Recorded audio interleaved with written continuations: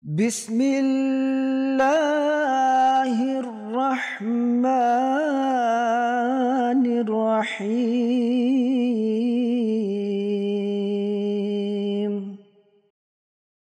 Assalamualaikum warahmatullahi wabarakatuh. Pemirsa MTA dimanapun Anda berada, selamat berjumpa kembali bersama saya Ammar Ahmad pada acara Esensi Ajaran Islam. Pada episode kali ini kita akan membahas berkenaan bagaimana Hazrat Masih Maud alaihissalam memaparkan kaitan antara takdir dan usaha, bahwa manusia memiliki pilihan untuk bertindak. Untuk itu telah hadir bersama kita narasumber kita Bapak Abdul Basit. Mari kita langsung sapa beliau. Assalamualaikum warahmatullahi wabarakatuh. Bagaimana Bapak kabarnya? Sehat. Baik Pak, kita kurang lebih topiknya agak sama dengan apa yang telah kita bahas di bab-bab sebelumnya, namun memang lebih spesifik dan Hazrat Musa banyak sekali mencantumkan ayat-ayat untuk membuktikan pemaparan beliau. Silakan Pak, mau mulai pemaparan Pak. Ya, masih berkenaan dengan takdir ya, dan di sini Hazrat Masih Maud mengumpulkan sesuai dengan apa yang ada dalam Al-Quran, dalam syariat Islam, bahwa ketentuan Allah Ta'ala itu ya memberikan keleluasaan manusia untuk bertindak, untuk memilih ya. Nah, jadi Allah Ta'ala tidak pernah memaksakan kehendaknya ya.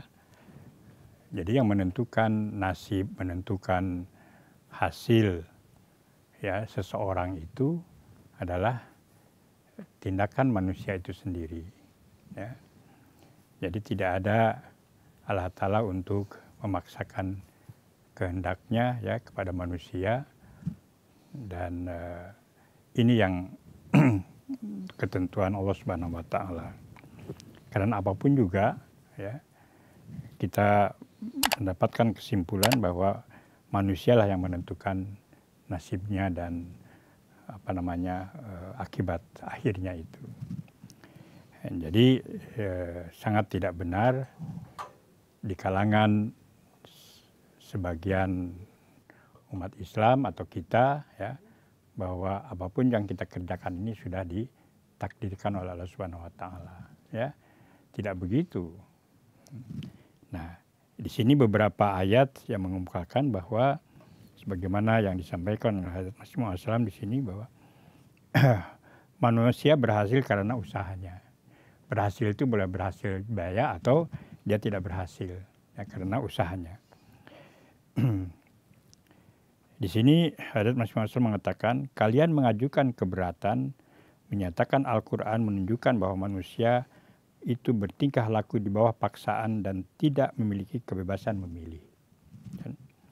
Rupanya kalian melupakan ayat yang jelas mengindikasikan kebebasan pilihan manusia dan perolehan baik buruknya, seperti dalam ayat surat An-Nazm ayat 40, wa allaisa lil insani illa ma sa'a ya. Manusia tidak akan memperoleh sesuatu selain apa yang dia telah usahakan ya. Nah, ini ayat sudah jelas sekali bahwa apapun juga hasilnya itu manusialah ya yang merasakan ya akibat perbuatannya itu sendiri. Nah, memang di awal juga sudah disebutkan bahwa Allah Ta'ala juga yang sebetulnya yang menentukan, yang menciptakan atau yang membuat kaidah sebab akibat ya. Manusia berbuat sesuatu, maka Allah Ta'ala akan menzahirkan, akan memanifestasikan hasil pekerjaannya itu, usahanya itu ya. Misalnya di dalam episode yang lalu kita sudah mendengar misalnya atau sudah membahas bahwa misalnya kalau arsenik itu racun yang mematikan. Kalau kita seseorang memakan dalam dosis tertentu ya racun arsenik itu, maka dia akan mati. Nah, memakan racun itu bukan kehendak Allah Ta'ala, tapi yang membuat itu adalah manusia sendiri, itu yang memilih yang memakan racun atau tidak. Tapi akibat dari makan racun itu yang akhirnya kematian itu takdir dan ketentuan Allah Subhanahu wa taala. Jadi Allah taala ini menzahirkan apa yang dibuat oleh manusia ini, tindakannya ini. Kan begitu. Misalnya orang lapar, ya. Orang lapar ini masih mesti makan. Kan? Nah, mau makan nggak makan kan tergantung manusianya, bukan karena Allah Ta'ala. Tapi kalau makan mesti kenyang. Ya, tentu saja makannya harus banyak. Ya, ya beda-beda kan. Kita ada yang makan setengah pinggan baru kenyang. Ada yang 2 pinggan, ya 2 piring ya pinggan. 2 piring baru kenyang kan. Tapi dengan makan itu akibatnya itu dia akan kenyang. Itu normalnya. Oleh karena di sini dikatakan bahwa laisa lil insani illa masa. Jadi ini ketentuan Tuhan. Kemudian ayat yang selanjutnya misalnya surat Al-Fatir ayat 46 Allah Ta'ala berfirman walau yu'akhidullahu an-nasa bima kasabu ma taraka ala zahriha min dabah, ya. Sekiranya Allah Ta'ala akan menghukum manusia atas apa yang diusahakan mereka, tentu dia tidak akan meninggalkan satu makhluk hidup pun di permukaan bumi ini. Jadi di sini manusia inilah yang merasakan akibat perbuatannya, bukan Allah Ta'ala. Kemudian dalam ayat Al-Baqarah ayat 287 Allah Ta'ala berfirman laha ma kasabat wa 'alaiha ma tasabat. Baginya ganjaran untuk apa yang dia usahakan dan ia akan mendapatkan siksaan untuk apa yang dia usahakan ini. Ya. Jadi ini banyak sekali ayat, ada beberapa ayat yang disampaikan oleh beliau dalam Al-Quran. Ini semua menunjukkan bahwa Allah Subhanahu wa taala itu memberikan pilihan, memberikan kemampuan kepada manusia untuk berbuat sesuatu sesuai dengan kehendaknya. Ya, itu diberi kemampuan. Misalnya man amila sholihan fali nafsih wa man asaa fa 'alaiha. Barang siapa yang beramal saleh, maka amal salehnya itu bagi kemanfaatnya bagi dirinya itu. Dan bagi siapa yang berbuat keburukan atau kejahatan, maka bebannya atau akibatnya yang akan menimpa dirinya. Jadi ini sudah jelas ya. Kemudian di dalam surat An-Nisa ayat 63 Allah Ta'ala berfirman, fa kaifa idza asabathum musibah bima qaddamat aydihim. Bagaimanakah halnya apabila suatu musibah menimpa mereka disebabkan oleh apa yang telah diperbuat oleh tangan mereka ini. Jadi itulah, jadi sebab akibat itu Allah Ta'ala yang menciptakannya, tapi berbuat sesuatu Allah Ta'ala juga memberikan kemampuan, memberikan pilihan bagi manusia untuk melaksanakan apa yang menurut dia baik atau buruknya. Ya. Baik Pak, ada yang mungkin bisa kita bahas lagi sedikit berkenaan tadi ayat-ayat tadi jelas menunjukkan bahwa manusia memperoleh apa yang ia usahakan. Namun ada yang berpikiran, terutama orang-orang yang boleh jadi tidak mengenal atau tidak meyakini adanya Tuhan, bahwa apa yang saya dapatkan, kesuksesan dan cita-cita yang saya peroleh itu semua hasil karya saya sendiri, tidak ada sangkut pautnya dengan Tuhan. Maksudnya semuanya hasil dia sendiri. Bagaimana dengan ini? Iya kan, itu sudah jelas itu ya. Karena Allah Ta'ala ini memberikan kebebasan manusia untuk untuk berusaha. Memang ada sebagian orang mengatakan begitu. Cuma dia tidak paham, cuma dia tidak sadar bahwa yang menciptakan semua itu adalah Allah Subhanahu wa taala. Sarana-sarananya apa semua? Siapa yang menciptakan matahari? Siapa yang menciptakan bulan? Siapa yang memberikan kemampuan dalam otak? Dan kan bukan dia. Nah, jadi itu dia sudah, kalau memang usaha itu bisa saja dia mengatakan bahwa segala usaha itu ya keberhasilan itu atas usaha sendiri. Boleh saja ya mengatakan begitu. Tapi yang memberikan kemampuan, memberikan semua sarana alam ini ya itu kan Allah Subhanahu wa taala ini. Nah, dia sudah melenceng jauh daripada apa yang yang telah diberikan oleh Allah Subhanahu wa taala itu. Itulah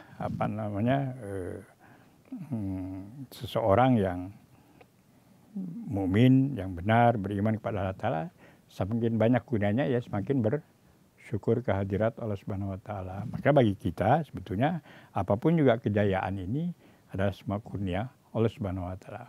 Nah, kurnia itu adalah harus diusahakan.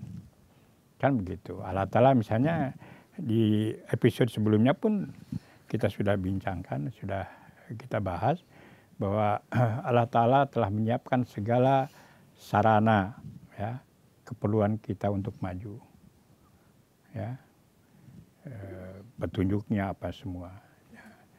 Oleh karena itu Allah Ta'ala menyatakan bahwa ya, kamu kalau mau sukses, ya ini pergunakan dengan benar, dengan baik. Sarana yang aku telah berikan ini. Kan begitu.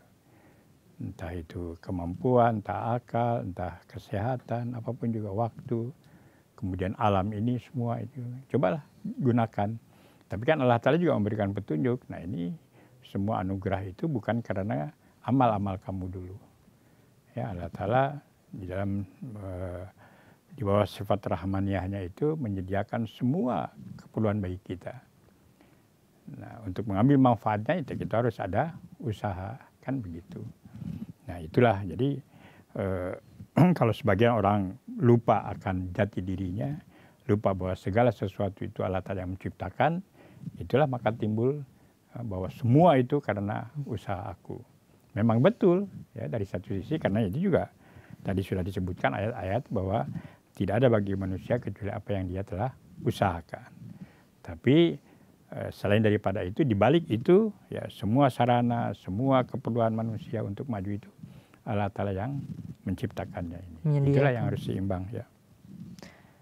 Kemudian Pak, berkenaan dengan tawakal, kan banyak orang yang kita harus bertawakal kepada Allah Ta'ala, pasrah kepada Allah Ta'ala, serahkan semua pada Allah Ta'ala gitu. Ya itu kan tawakal itu kan bukan terus menyerahkan terus kita diam. Justru dalam arti tawakal itu ya ada unsur usaha kita. Kan begitu. Jadi malah dalam kalau tidak silap dalam satu riwayat ya tawakal itu seperti seorang ada seorang sahabat yang datang kepada Rasulullah SAW yang meninggalkan ontanya kan dibiarkan begitu. Kata Rasulullah SAW tidak begitu, tawakal itu kamu harus ikatkan dulu unta itu supaya jangan lari, baru kamu bertawakal kepada Allah Ta'ala. Artinya apa? Sarana-sarana untuk memelihara atau untuk menyelamatkan diri apapun juga itu harus diusahakan dulu ya, baru setelah segala usaha kita jalankan sesuai dengan kaidah itu dan itu baru kita serahkan kepada Allah Ta'ala. Tidak bulat-bulat kita suruh Allah Ta'ala menjaga untanya, kan tidak begitu. Ya, emangnya Allah Ta'ala itu pesuruh kita, kan tidak. Jadi untuk menyelamatkan, untuk menghidupkan unta itu ya diikatkan dulu lah ya. Diikatkan dulu supaya dia tidak lari. Itu yang bisa dilakukan oleh manusia. Baru setelah itu baru tawakal kepada Allah Ta'ala. Nah sama, semua juga begitu ya. Kita serahkan kepada Allah Ta'ala itu ya kita harus berusaha dulu ya, misalnya anak mau ujian kan nggak usah belajar, tidur saja nanti ujian bisa selesai kan, nggak bisa. Yang namanya tawakal itu ya dia harus belajar dulu ya, persiapan dulu apa semua. Nah kalau menurut dia persiapan sudah cukup, sudah ini terserah lah ya dia kan, baru berdoa pada ya Allah Ta'ala mudah-mudahan ketika melaksanakan ujian itu saya bisa menjawab ya atau apapun juga lah, itu baru serahkan kepada Allah Ta'ala hasilnya itu kan begitu. Nah usahanya ini tawakal, jadi usahanya dahulu ya.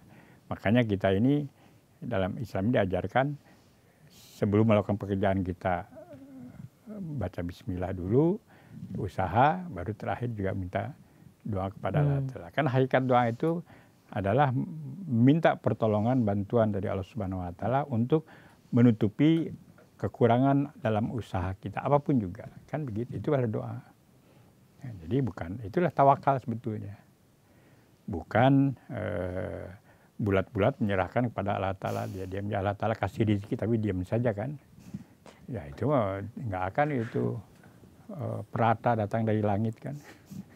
Nggak akan begitu kan, usaha dulu lah. Nah itu. Tadi Bapak telah sampaikan bahwa usaha juga tidak sebatas usaha. Tadi Bapak sendiri ada perlunya adanya doa juga Ya. yang mengiringi usaha-usaha supaya Allah Ta'ala memberikan hasil yang baik. Kemudian selanjutnya Hazrat Masih Maud Salam menarik membahas ada satu ayat yang mana dijadikan dalil oleh oknum-oknum tertentu bahwa segala sesuatu itu adalah urusan Allah Ta'ala, punya Allah Ta'ala. Qul innal amra kullahu lillah. Semua urusan itu milik Allah Ta'ala. Nah, sehingga Abdullah Attam ini yang waktu itu menjadi penentang Hazrat Masih Salam, melalui ayat ini semua manusia itu dipaksa oleh Allah Ta'ala melakukan hal-hal baik buruk itu Allah Ta'ala kendalikan. Nah, bagaimana Pak penjelasan Hazrat Ya kan di sini dijelaskan oleh Hazrat Masih Maud Salam bahwa ayat-ayat yang tadi kita baca itu menunjukkan bahwa manusia memiliki kebebasan dalam pilihan tindakan yang akan diambilnya. Berkaitan dengan itu ada saudara Abdullah Attam, ya, jadi salah seorang Kristen yang amat menentang Hazrat Masih Maud Salam, membukakan ayat yaquluna hallana minal amri min syai'in, ya, berkata mereka, adakah bagi kami suatu bagian dalam urusan itu, ya, surat Al-Imran ayat 55. Hazrat Masih Maud Salam menjawab tuduhan itu, keberatan itu. Tadi keberatannya itu bahwa ini seolah dalam agama Islam itu paksaan itu ada. Ya, jadi segala suatu tindakan itu dipaksakan oleh Allah Ta'ala. Di sini Hazrat Masih Maud Salam menjawab bahwa dalam mengemukakan argumentasi bahwa ayat tersebut menunjukkan adanya paksaan, jelas bahwa ia salah faham. Dalam ayat ini kata amar yang dimaksud adalah penata laksanaan atau pemerintahan. Ayat ini mengemukakan pandangan dari seorang yang menyatakan, ya, jika kami punya peranan dalam masalah penata laksanaan, tentunya kami akan merencanakan agar kesulitan yang muncul dalam perang Uhud itu bisa dihindari. Ya. Nah ini sebetulnya hanya konteksnya kepada perintah Rasulullah SAW untuk para sahabat, beberapa para sahabat untuk menjaga satu bukit untuk pertahanan itu, kan begitu. Nah, karena kelihatan di bawah itu sudah kelihatan sudah pihak orang-orang mukmin, para sahabat Rasulullah sudah merasa menang. Nah, ini ada mereka di atas itu kemudian merasa bahwa ini peperangan sudah berhenti, mereka turun karena mau minta mungkin bagian ganimah gitu. Nah, sehingga sebagian besar itu turun. Padahal perintah Rasulullah SAW pada waktu itu menyatakan bahwa jangan dulu turun sebelum diperintahkan, kan begitu. Jadi ketika sebagian besar hanya tinggal 1-2 orang, ya akhirnya tentara Quraisy membalik melihat itu yang dipimpin oleh Khalid bin Walid itu ke atas, ya, melihat itu baru kemudian melakukan serangan itu.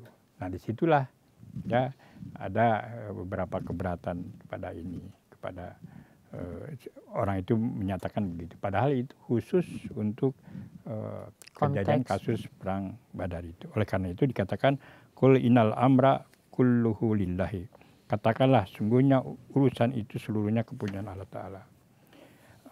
Di sini dijelaskan oleh Hazrat Masih Maud Salam, pasukan muslim pada saat perang Uhud tersebut ditegur untuk mematuhi Hazrat Rasulullah SAW dalam segala situasi.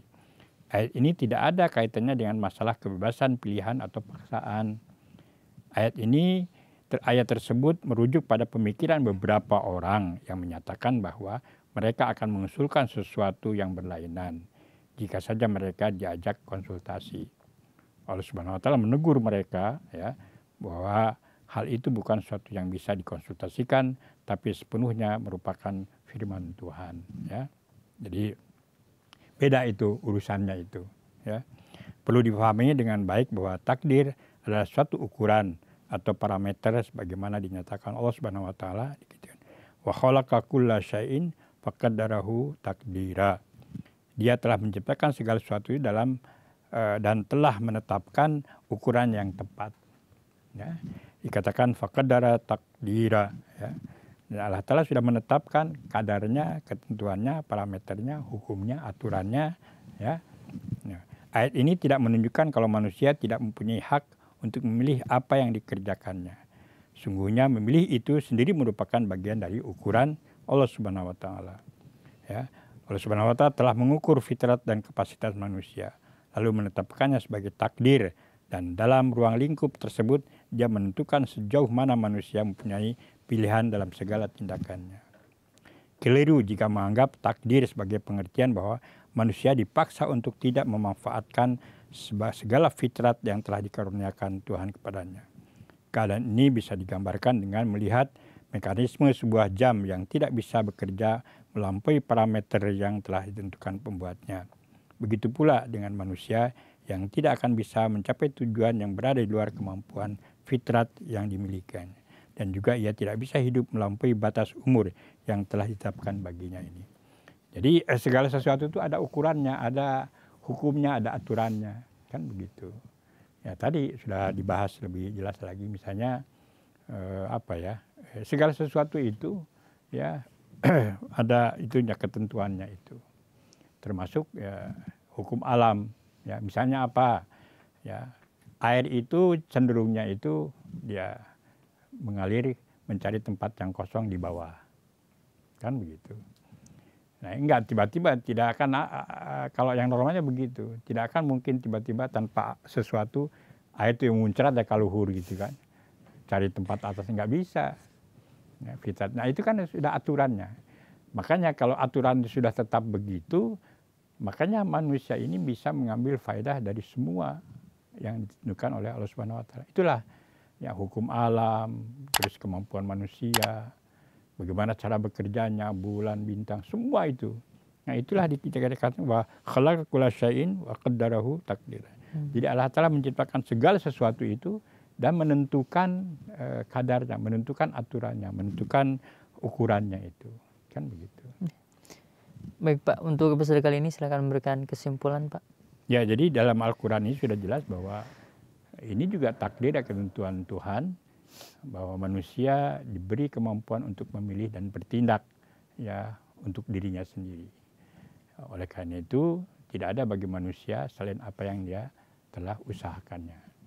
Kalau dia berusaha dengan baik, maka kebaikannya akan menimpa dirinya. Barang siapa yang berbuat jahat, maka akibat perbuatannya itu dia akan mendapatkan hukuman apapun juga akibatnya ini. Baik Bapak, jazakumullah ahsanal jazah. Baik pemirsa MTA dimanapun Anda berada, itulah pembahasan kita pada episode kali ini berkenaan bagaimana usaha seseorang sangat berpengaruh kepada hasil yang akan ia peroleh. Saya Amar Ahmad beserta kru yang bertugas undur diri. Insya Allah kita akan berjumpa kembali dengan pembahasan yang tidak kalah menarik tentunya. Assalamualaikum warahmatullahi wabarakatuh. Waalaikumsalam.